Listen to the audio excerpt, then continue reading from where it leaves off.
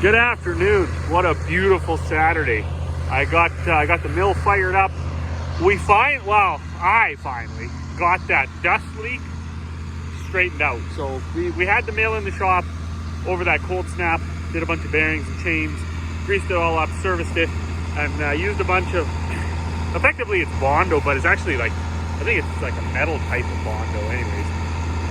Mixed a bunch of that up, Dad did, and he went back at that hole. So the fan that pulls the dust out of the hammer mill side and then dumps it back into the tank, there was a big hole somewhere, and we've been trying to patch it and fix it. So Dad thought he had it, of course, didn't. So I mixed up like a cup full of that stuff, and I just covered that whole thing last night. And I got it this morning. Butcher was here this morning, so I got 4 pigs off to the butcher.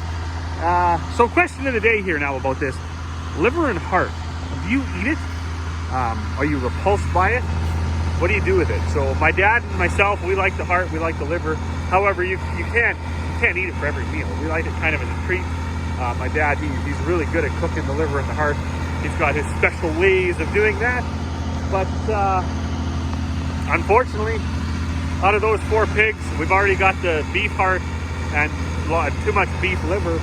That, of course, it's always better fresh, right? So our dad's freezer's full, my freezer's full, and then him and I are the only ones that eat it. So unless we're having supper together, there's no point in cooking a bunch of it. So anyways, there's a bucket over there. The liver and the heart went to the puppies today, and they really liked it. So, but let me know your thoughts on that. Liver and heart, do you like it? Do you not like it? We've been moving stuff over to the new house. We got the fridge over there yesterday and the dishwasher. We're gonna move one stand-up freezer over there today. And yeah, I got a few more bags to make.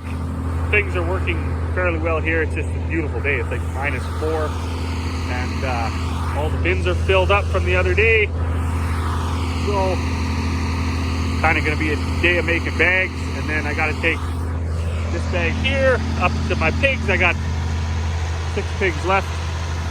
Butcher won't be back for maybe another week, so we'll take another bag of feed and go from there.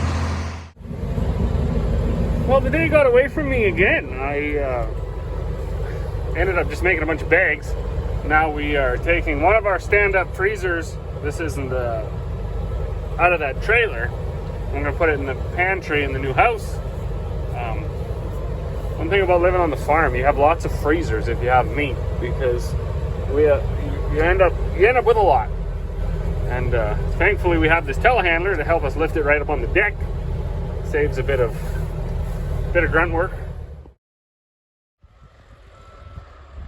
Well, good evening. So we're up here now with the critters. Spent most of the day loading up totes, loading up bags, filling molasses, doing all that. I sorted out my feed shed. Now we're up here. Buddy's over there with the pigs and Brownie, and Emmy, she just went back to the house for a little bit, get something for her throat. She's got a little bit of sore throat, I guess. And well, Corey's repositioning over there the man basket, because we got lost one wire for our chicken coop, so we were only getting 120, so half the breaker was working, blah blah blah. Anyways, I'm here now right off the main line, and we're gonna run this over to the chicken coop for the winter. Hopefully then she can get enough power for both her chicken coops plus this shed plus that. Yeah, there's lots. So anyways, it doesn't require a lot of power, because there's only like one or two lights in here, 1 or 2 lights in there, 1 or 2 lights in there. The water is all run off.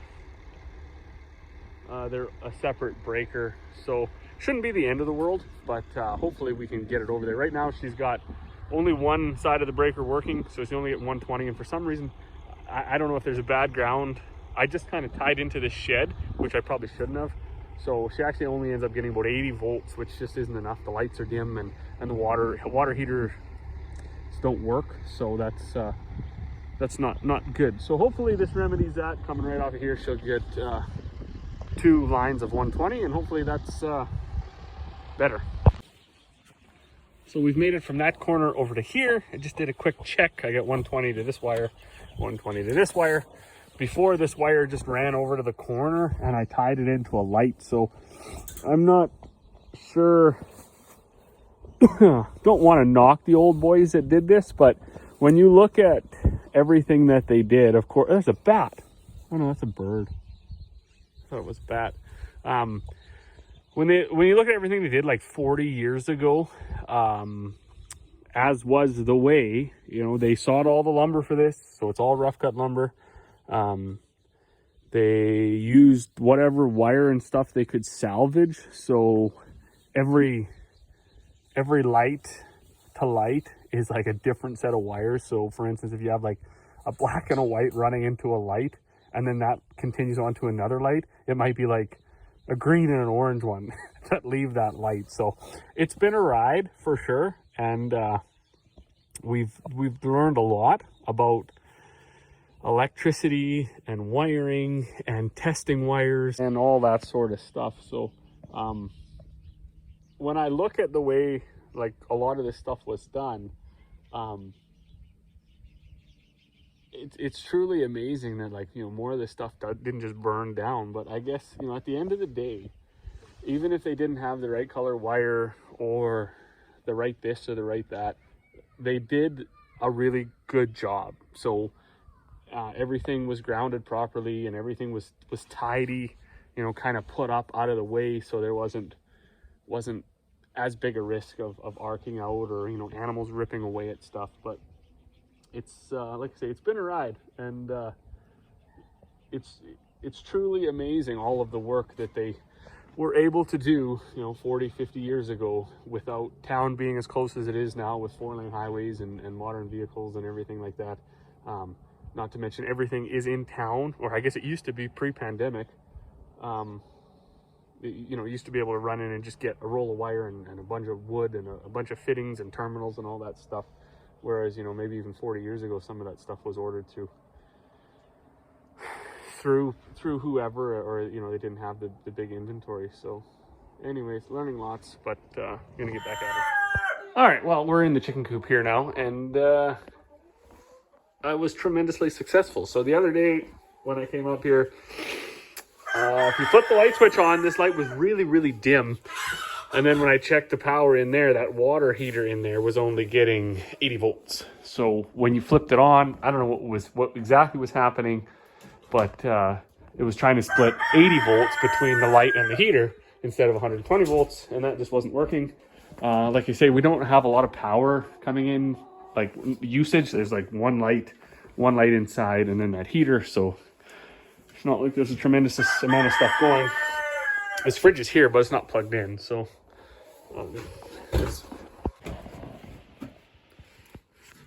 one last thing before I go here, worth pointing out, we use supplemental light for the chickens because it's starting to get so dark so early now, they just don't get near enough light. So we got a timer here, just a Woods timer. They're pretty straightforward. It's on at a certain time, off at a certain time.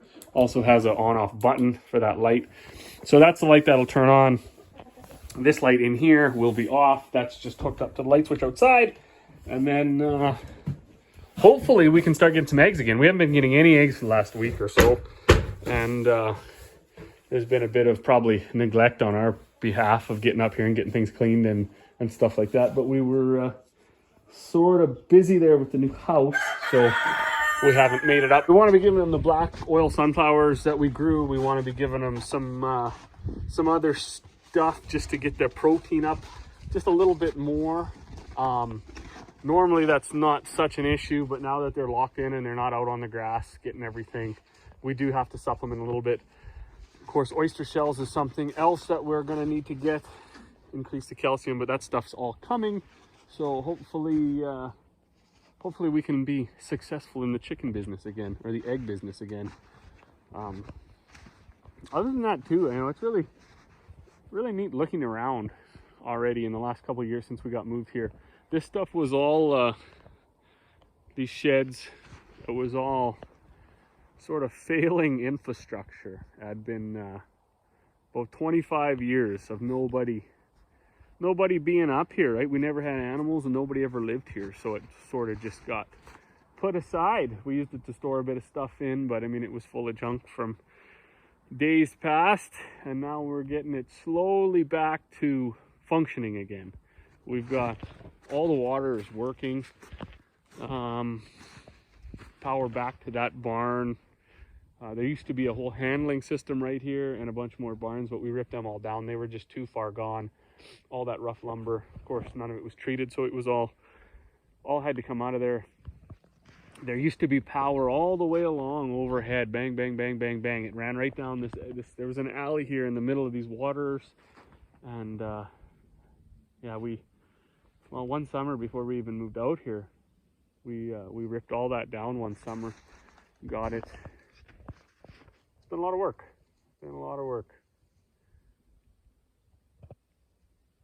But it's getting there. It'd be nice one day to build some more.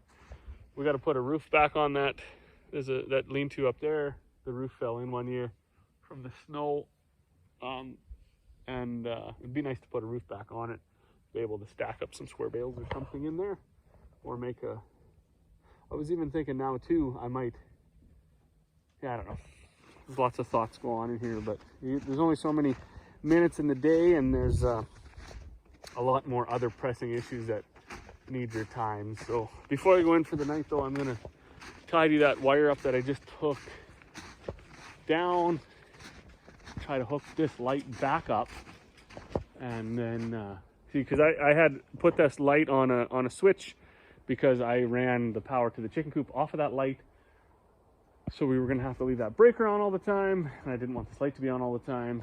So hindsight, I should have just ran that wire originally, but you think that you're gonna save all this time by doing that, and then you actually don't save any time. So thankfully we got another break in the weather. Looks like we got another 10 or 14 days of nice weather coming at us, and then we should have everything buttoned up. It's nice to get that 3 or 4 days of crappy weather, and then it really humbles you, and you think like, oh, I thought I was ready for the winter, and then we got 3 days of cold, and this water didn't work, and the chicken didn't work, and this and that, and you're like, okay, I guess I wasn't ready at all. So now we got another 10 days to get the wires run and see how it goes. As always, thanks for watching. We'll see you all on the next one.